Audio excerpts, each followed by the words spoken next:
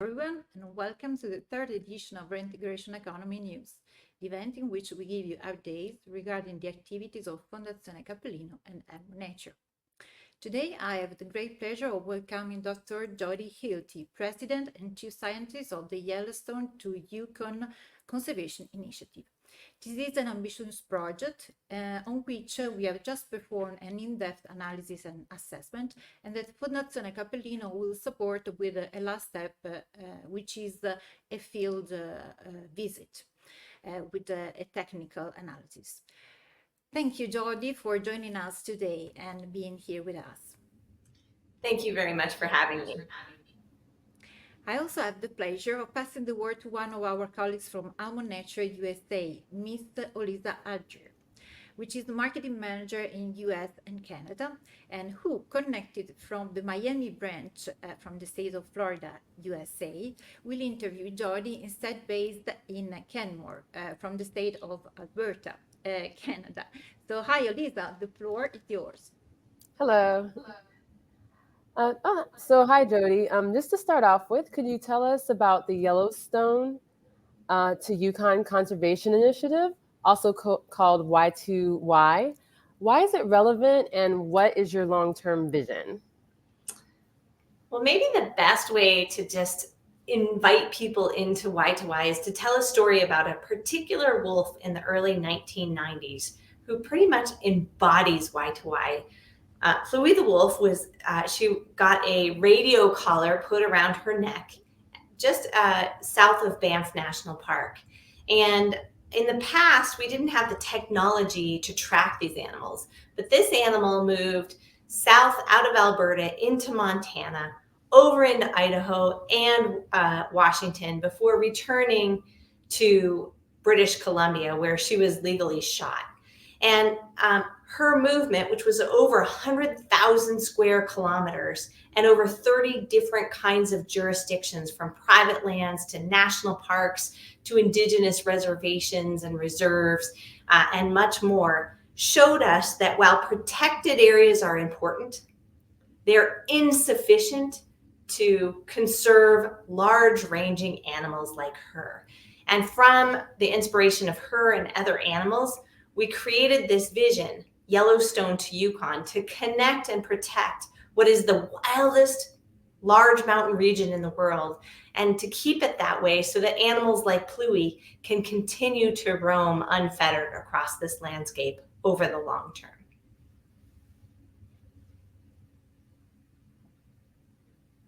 Thank you. My next question is, how do you prioritize the various conservation projects within such a vast area, and how do you measure the real impact? Yeah, that is a challenge. Well, we focus on 3 areas. The first is on protected areas, and we rely on Western science and local and indigenous knowledge to prioritize where those need to be. So right now, there are 19 proposed indigenous-led protected areas in the Y2Y region. Some of those are as big as 10 million acres. If they get designated, that would be huge for nature. So protected areas is the first piece. The second piece is around keeping the landscape connected. And so we look at where those places are where human activities and developments might be impinging between protected areas. How do we keep those protected areas connected through a natural corridor? And then we look to conserve that corridor. And our third area of focus is in communities living in harmony with nature. So if we have ranching communities that are struggling with large carnivores, or urban communities that are being taken over by wildlife and they're having problems, we come in and offer tools and approaches so that they can be nature positive communities. And so with those 3 areas of focus and using science to help us focus on where we most need to be regarding those issues, that's what we focus on. Okay, great. Can you tell me, what are the biggest challenges Y2Y faces in achieving its conservation goals? Yeah, well, I think that there are 3. So the first one is really about mega developments. We're talking about proposals like the one that Alberta came up with to open the entire Rockies in Alberta to open pit metallurgical coal mining. That's a fundamental threat. And these kinds of threats pop up in various parts of the Y2Y region. Our second major threat is what we call death by 1,000 cuts. So it's smaller developments and human activities that are multiplying across the region. And we see that, for example, affecting wolverines. So it can be something as simple as really increased recreation. We know that wolverines are declining even in national parks like Banff National Park, Canada's very first national park. And so we have to really be careful to watch that we just don't overwhelm parks and other areas with too much activity. And then the third threat is really that people don't know that this is the wildest large mountain region left in the world. And it's really important that more people understand that, because it means de facto that the best use of this place is for nature itself. And if we can get there, that will help everybody to ensure that we keep it that way for the long term. Okay, thanks. What do you expect from the support that Fondazione Capellino will bring? Yeah, well, I think it's a couple of things. One is the profile of the foundation is huge. And second, by bringing resources to really a resource depauperate conservation organization, it will allow us to accelerate our conservation at a really important time before it's too late for nature. Okay, fantastic. And lastly, what are your thoughts on the reintegration economy, which is our business model where all dividends from Amo Nature are allocated to Fondazione Capellino as funding for its nature conservation projects? Well, I mean, it's just so exciting to see this kind of leadership. It is a really novel approach. There's very few businesses that are doing it. And to me, I think, and I'm hopeful that it will be the future for how businesses operate. So if businesses are taking things from nature to be able to give back and mitigate those impacts and to leave the world a better place is so, so important, especially today when we're facing the existential threats of things like climate change and biodiversity loss. This kind of approach is just showing immense leadership. Fantastic. Thanks so much. Thank you. It's a pleasure to talk to you. Same here. Do we have any questions from the public? Not at the moment. Okay, in the meantime, I can say it was really very interesting to listen to your interview. I really appreciate your participation today. And we wait for maybe 1 minute to see if there is any question from the public. Thank you.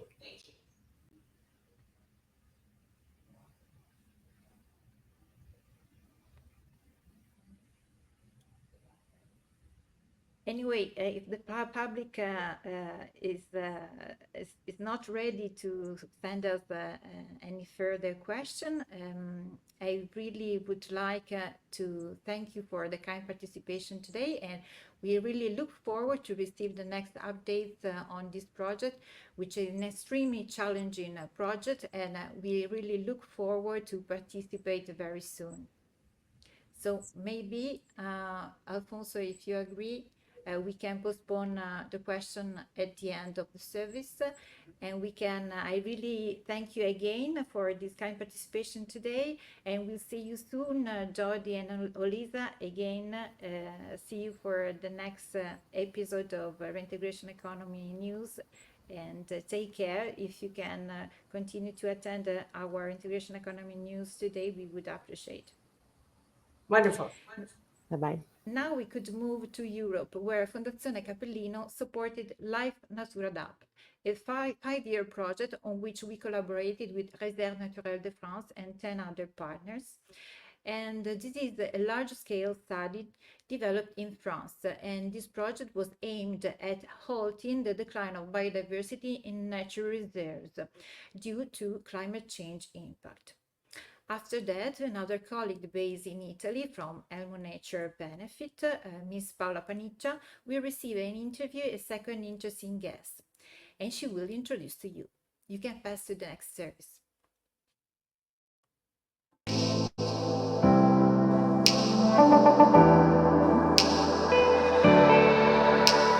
The 5-year project Life Nature Adapt, in which we collaborated together with Réserve Naturelle de France and 10 other partners, first studied the impacts of climate change on French natural reserves, and then experimented on how to adapt their management through concrete actions.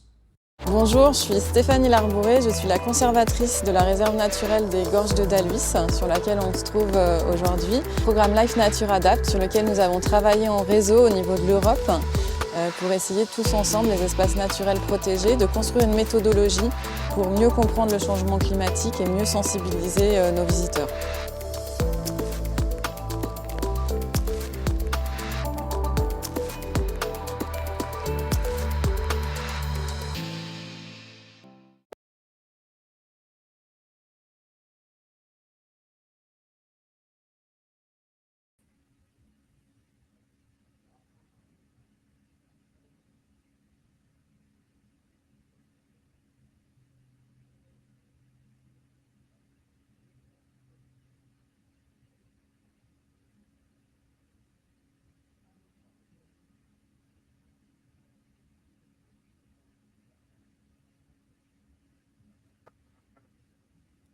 Can you hear us, Jody?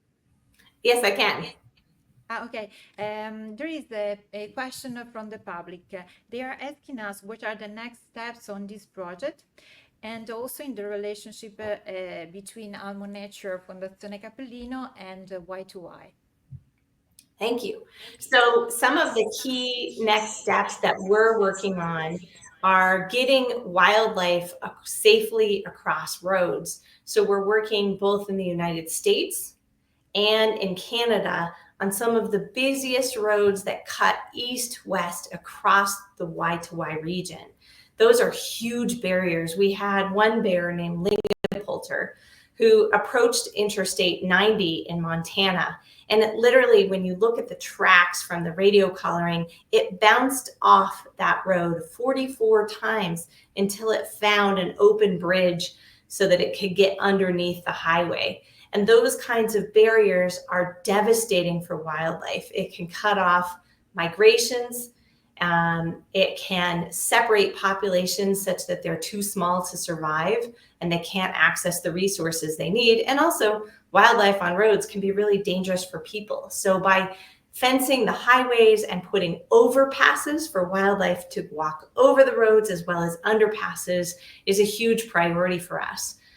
We are also working on advancing protected areas. We want to get to 30% of our landscape protected by 2030. That's part of the global commitment the world has made to get to 30% protected areas by 2030.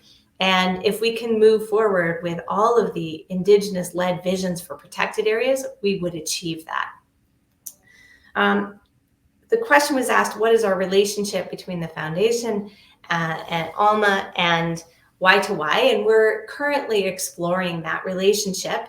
ALMA has a really unique approach, such that all of the proceeds go to the foundation, and that that foundation then supports conservation organizations such as Y2Y.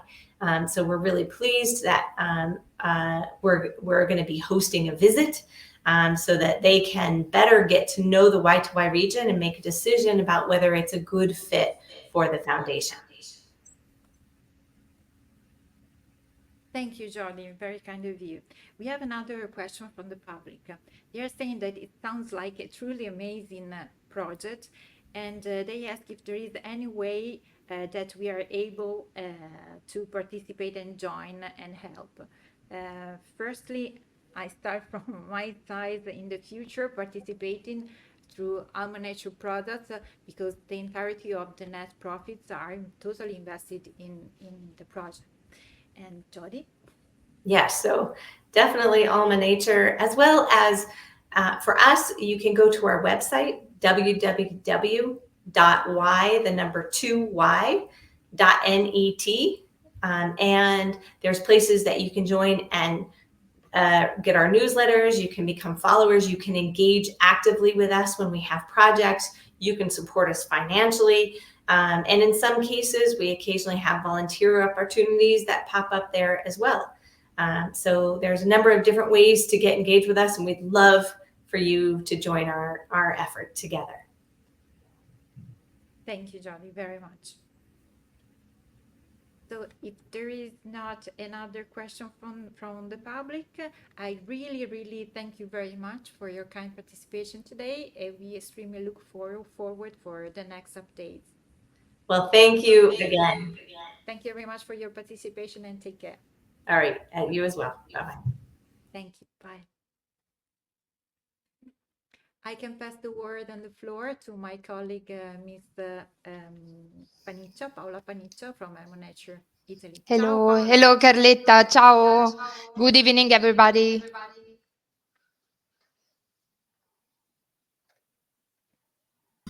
Hi, hello, Elisa. Nice to meet you again. Such a pleasure having you as a guest today. Thank you. Thank you for having me. Hi, Elise. Hi. Today, together, we'll be exploring several fascinating initiatives, such as the Life Nature Adapt project that we just highlighted. And we are joined by Alice Di Concetto, a lawyer specializing in EU animal protection law, and who is the Executive Director and Chief Legal Advisor at the European Institute for Animal Law and Policy.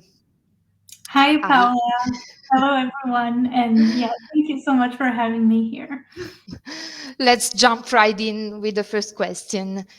We just watched a video about the Life Nature Adapt project, to which the Fondazione Capellino participates in France. My question is related to this. Can you tell us more about the reason that led to the adoption of the nature restoration law in Europe? Sure thing. Yeah. So the Nature Restoration Law is a legislation that the EU adopted to implement the Paris Agreement. And the Paris Agreement is an international treaty that was adopted in 2015 by the United Nations to mitigate climate change and limit global temperature rise below 2 degrees Celsius by the end of the 21st century. So put very simply, the Paris Agreement basically requires countries around the world to take measures to limit their greenhouse gas emissions. And to achieve this objective, the 27 EU member states give a mandate to the European Commission.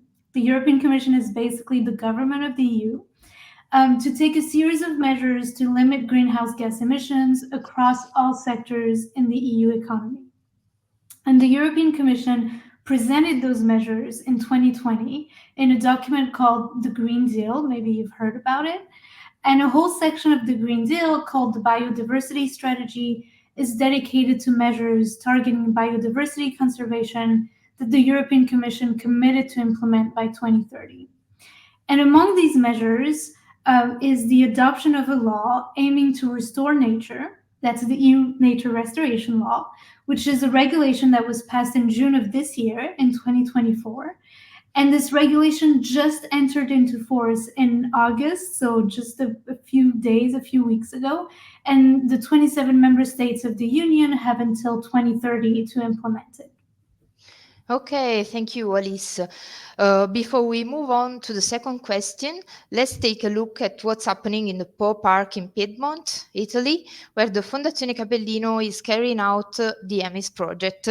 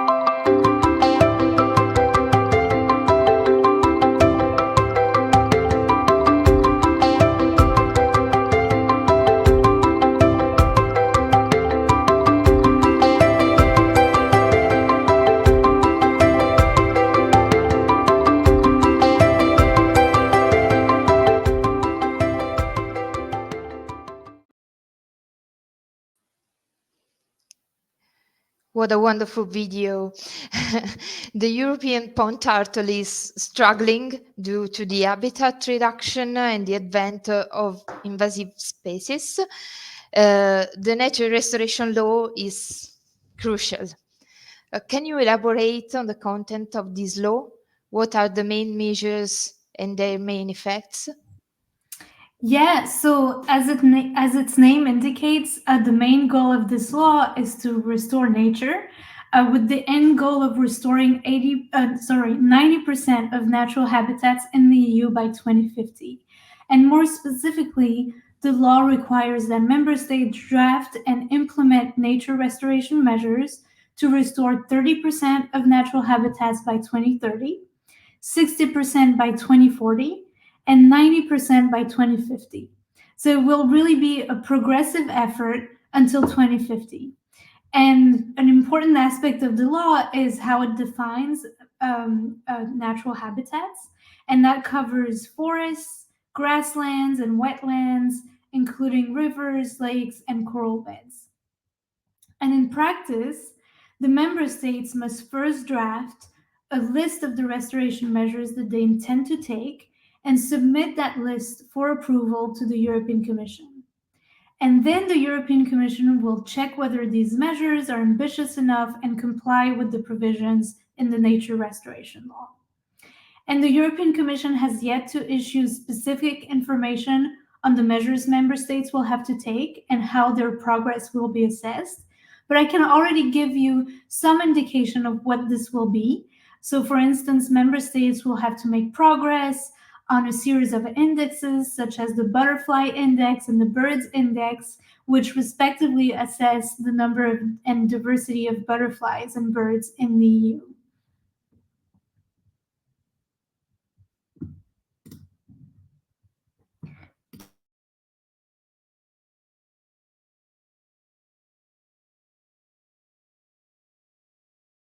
Paola, I think you're muted, so people can hear you. I'm sorry, I was mute.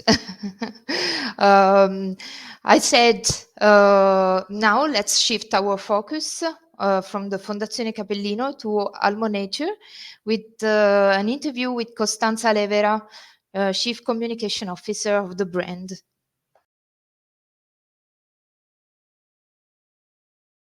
La strada che Almo Nature ha fatto dal 2010, quando questa campagna pubblicitaria è stata lanciata, ideata da Oliviero Toscani, cui cogliamo l'occasione oggi di fare un tributo, visto l'annuncio qualche settimana fa di una malattia rara, purtroppo incurabile, che lo sta affliggendo.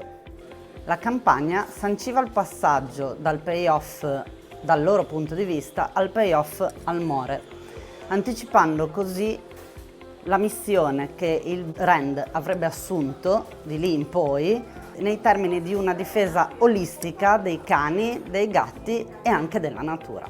L'identità di marca si è evoluta perché ora tutti i profitti vanno al pianeta, come recita il nuovo payoff che sintetizza il modello della Reintegration Economy, e con la recente campagna di comunicazione la ciotola in cui mangiano i nostri compagni cani e gatti, che sono l'estensione di noi umani, è condivisa con tutta la biodiversità e diventa arca per il pianeta. È giunto quindi il momento di chiamare tutti i nostri stakeholder all'attivismo, creando la community della Reintegration Economy.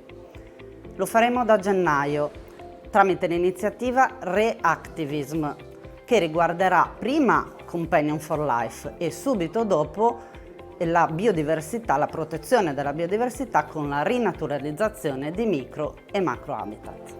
Tramite l'uso di tutti i canali di comunicazione digitali e il sostegno dei nostri partner di vendita online e offline, inviteremo le associazioni ad inviarci i loro progetti per il miglioramento del benessere dei cani e dei gatti in linea con i nostri valori. Si tratterà di 6 bandi nazionali: Italia, Francia, Germania, Paesi Bassi, Regno Unito e Spagna, mirati a sostenere finanziariamente la realizzazione di progetti di valore. Inoltre verrà contemporaneamente intrapresa un'attività di lobbying sulla politica a livello dell'Unione Europea, creando una coalizione forte intorno a chi condivide la nostra visione al fine di migliorare l'attuale proposta di regolamento della Commissione UE sul benessere dei cani e dei gatti. L'obiettivo è quello di spostare la percezione legale degli animali domestici dal concetto di proprietà a quello di responsabilità degli umani nei loro confronti. Here we are again. Costanza shared with us the past and the future projects of Almo Nature and Fondazione Capellino, particularly the creation of the Reintegration Economy community. But as she said, there's more. In the coming months, Alice, together with you, we aim to promote this radical shift in mindset across Europe, from the concept of animal ownership to a framework of human responsibility for their care. So, can you provide us with an update about the new cats and dogs regulation and our efforts to achieve stronger protection for companion animals? Absolutely. So to provide a bit of a background to those who just joined us for the first time today, the European Commission published a new proposal for legislation on the welfare of cats and dogs, and that was in December of last year, so in 2023. And this is quite a milestone in the history of EU animal law, because the EU had so far considered that it didn't have the authority to regulate the welfare of cats and dogs. And another interesting fact is that the European Commission had not really announced it was going to publish this proposal until really late in the process. So this proposal came as a surprise to animal protection groups in the EU. The proposal still needs to be amended and approved by the European Parliament and the Council of the EU. But this amendment process is going quite fast, as the Council of the EU, so the Council of the EU is one of the 3 institutions in the EU that gathers the heads of all 27 member states. And the Council of the EU already published its feedback on the proposal. So the Commission's proposal included additional rules on the identification and registration of cats and dogs, as well as animal welfare standards at the breeding stage. And most importantly, the European Commission insisted that sellers must educate buyers to be responsible for their animals. Okay. So in the next few months, our efforts will focus on improving this proposal in the European Parliament, and we will be working with the members of the European Parliament to make sure that such a principle of responsibility towards cats and dogs gets reinforced through more specific rules, including criminal rules that would penalize people who commit cruelty acts on cats and dogs. And we will also make sure that traceability rules will be effective. Okay, fine. Very interesting. I'm now curious to read if there are any questions from our viewers. Let's check. We have a question. Thank you for all you do, he said. This is a question for you, Alice. Okay. What do you believe we can expect to see from the new European Parliament and Commission? So on the issue of cats and dogs, or biodiversity, or both, or maybe it wasn't both. Both, about biodiversity. Okay, sure, I can start with that. Yeah. So over the next 5 years, the European Commission will primarily focus on the implementation of the nature restoration law. So this means that the Commission will review the member states' plans to make sure that these plans comply with the objectives that are set in the nature restoration law. Still on biodiversity issues, the European Commission will start in a few years, so it won't be until 2026, the reform of the Common Agricultural Policy. So it's a set of 3 regulations that organize the distribution of subsidies to farmers. And it's hard to tell at this point whether the Commission will propose new conservation rules in the specific context of agriculture, but I'm sure those rules will be discussed at some point. And we also have yet to see whether the new Commission will adopt new laws to improve the fight against illegal trafficking of exotic animals. The EU is actually a major importer of exotic animals, alive or dead. And there's much to do to improve the enforcement of existing laws and also to improve those laws. So we'll have to wait until the European Commission presents its work program at the end of December to see if the next administration will prioritize this type of work. And on cats and dogs, it's yet to see. We'll see. It's really the European Parliament. We're waiting for the European Parliament to put the topic of cats and dogs to its agenda. It will likely be next year, maybe 2026, but that's in the works. Okay, we have another small question. Are animals considered property under the EU law? And what are the steps to create change for this? Yes, so that's a very interesting legal question. So strictly speaking, if you look at EU law, the EU doesn't really define the legal status of animals. So if we look at the Lisbon Treaty, which is the constitution of the EU, really, the EU there the legislature, the member states qualify animals as both agricultural products and sentient beings. So it's a bit of an ambiguous, very strange status. And if we look at this time, not at the constitution, but the legislation that's going to, regulate the ways in which we can treat animals, then it's pretty obvious that animals are really considered property. And more specifically, in the context of EU law, animals are considered as trade products. So products that can be produced and sold on the EU market. And that includes cats and dogs, which is, of course, very surprising because you wouldn't think as cats and dogs as being, tradable products. But one has to keep in mind that the EU doesn't really have the power to define the legal status of animals. This is primarily a prerogative of the member states through civil law. So the majority of member states expressly define animals as property. But some member states recognize animals as sentient beings and more or less explicitly qualify animals as non-property, but they still apply property rules to animals. So that's the case, for instance, in France and in Spain, where the law in those two countries recognizes animals as sentient beings, but still apply rules designed for property to animals. So overall, it's fair to say that animals are generally considered property in EU and national laws. And to change that, well, you would need to amend the legislation in the member states, and perhaps also amend the wording of the Constitution of the EU. So amend the wording in the Lisbon Treaty to make it more explicit that animals are not just tradable products, they're also sentient beings, and they shouldn't be considered as property. Okay.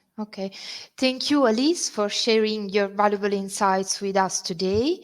It was a pleasure to have you on the program and to learn more about the important work being done to protect our environment and animal welfare across Europe. Thank you so much for having me. It was a pleasure. See you soon. Yeah, see you. Bye. Bye. Take care, everyone.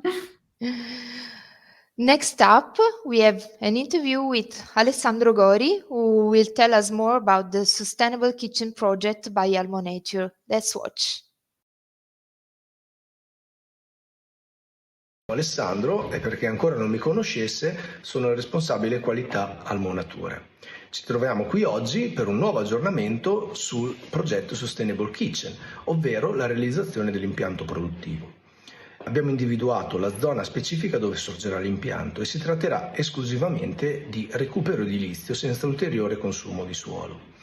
Prevederemo l'utilizzo delle più avanzate tecnologie per la produzione di energia da fonti rinnovabili ed interventi di rinaturalizzazione in aree dedicate ai margini del sito produttivo.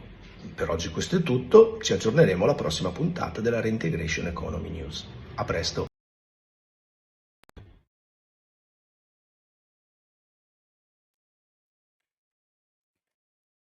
So, we are at the end. Thank you very much to everyone for your kind participation today. We were very pleased to have also Jody, Hilty, and Alice Di Concetto as our guests today. We hope that this episode was to your liking, and see you at the next edition of Reintegration Economy News. Stay tuned for updates and have a lovely evening.